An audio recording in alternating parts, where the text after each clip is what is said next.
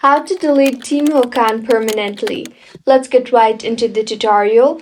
Firstly, open the Temu application on your device. You will be led to the home page of Temu. On the bottom of your screen, you will see a few options there. Tap on the U option. Next, tap on the Settings option and then on Account Security. Scroll down to the bottom and you will see the option of Delete your Temu account. Tap on that. Now tap on the I want to permanently delete my Temu account and all its data checkbox. Click on Continue now. You will get a pop-up of Are you sure you want to delete your account? Tap on Delete if you are sure of deleting your account, else tap on Cancel. You will now be asked to verify your identity for your account's security.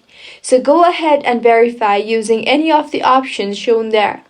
You can verify using your email verification code or your Google account or simply use your password to verify identity. I will verify mine using my Google account. With this, your request for deleting your Temu account has been submitted. You will be automatically signed out of your account and it will be deleted in 7 business days. However, if you wish to cancel the request, you may sign in to cancel the request and keep your account. Tap on Confirm to continue.